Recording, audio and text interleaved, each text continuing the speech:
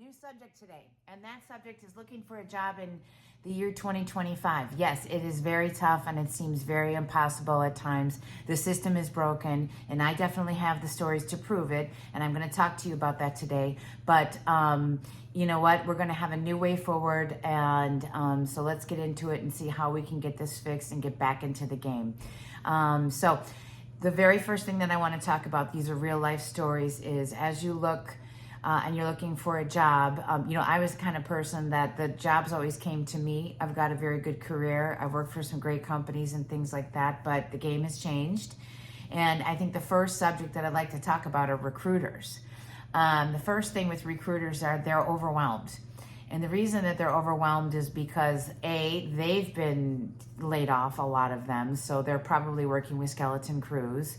B, AI is flooding the ATS system. So they're going to get, like, where they would normally get 100 applications, they're getting 800 and 1,000 applications. And that's because AI is essentially applying to jobs for people. So they've got a lot of things to really wade through. And, so that's kind of what's going on. So I can tell that they're very overwhelmed. They're very overworked. And I'm going to give you a couple of examples. Microsoft reached out to me. They wanted to talk to me about a job. I said, that's great. And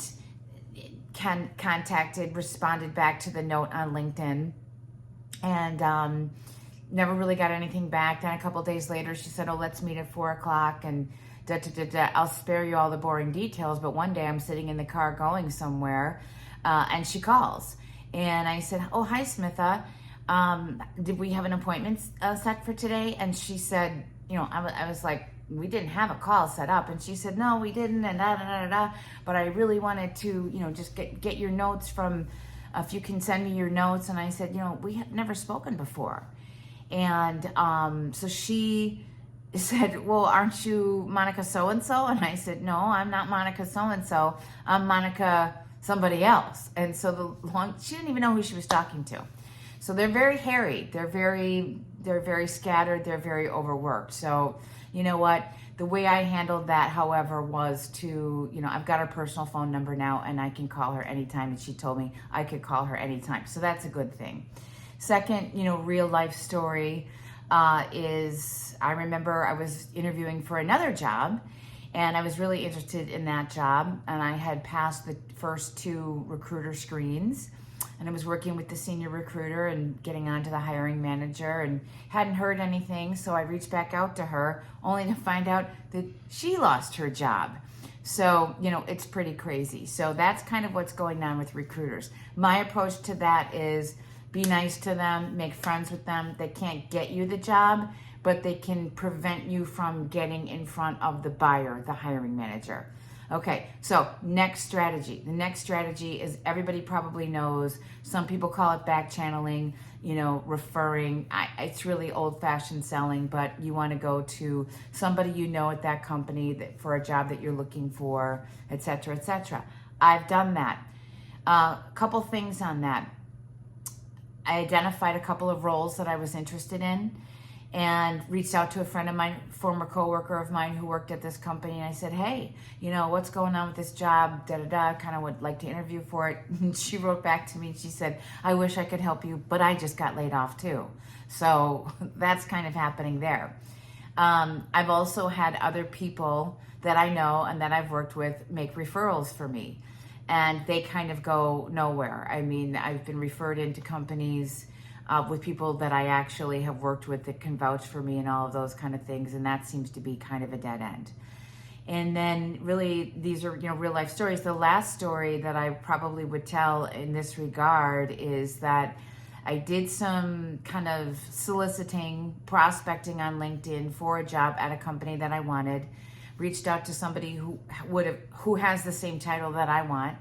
Didn't know her. Turned out that we actually had, her cousin was somebody that we had a connection in common, and so she was wonderful. She made a referral for me, and turns out it's her boss that is hiring for this particular role that I'm trying to interview for. And it's very delicate, and the reason why it's delicate is this: while she did make a referral for me, and I have applied for the job, I know that she didn't give my resume to her boss because she wrote back to me and said, hey, my boss wants to know your name so that, or I shared your name with my boss so that she would know, to look for you. And so I knew right away she didn't send my resume. I'm trying to get in front of the buyer. So, it's delicate. So I don't know this lady from Adam. However, she did me a favor. And so kind of that's the state of back channeling and referrals. And then I think like the third thing is, third, I think, thing that's important is that LinkedIn, there's nothing but fiction on LinkedIn. I don't know if you guys have been on there, but I don't know what the heck is going on with LinkedIn. I do know one thing about LinkedIn, and that's this. LinkedIn has turned into a social media platform, which means resumes are going to be gone in the next 2 years. And it's really about algorithms and content and engagement and following company pages. So that's what we're up against in the job search, and that's why it's so hard to find a job. I also took just as a side note, I also took the time to go and look at all the balance sheets of all these companies that are laying people off. Some of them are not making money, but a lot of them are. And at the end of the day, in my opinion, senior leadership is responsible. So, I hope to see some sort of right sizing happen there because they're really laying off a lot of people.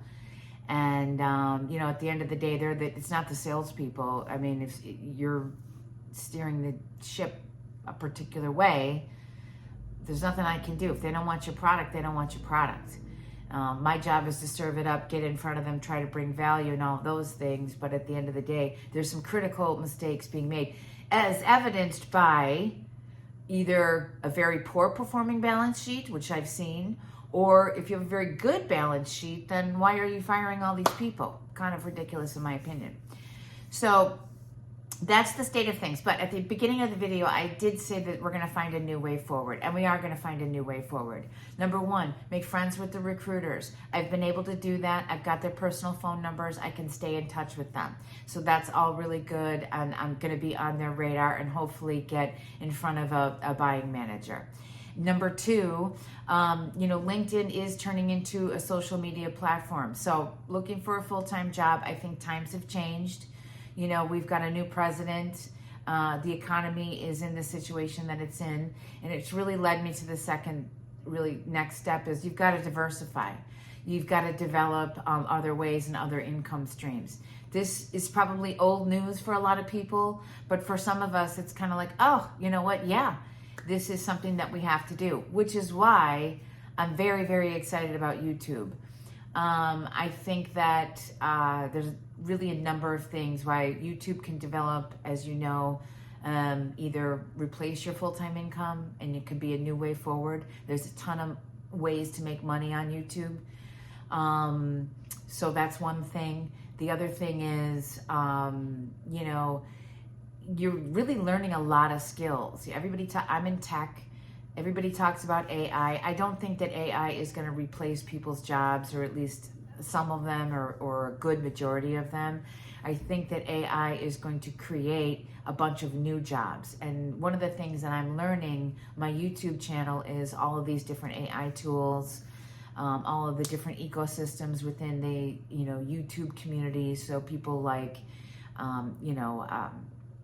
Tube Spanner and Canva, I knew, but with like thumbnails and things like that.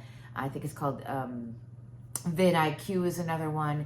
And so there's a whole new ecosystem of people and a whole new skill set to learn. And so that's going to make you valuable going forward.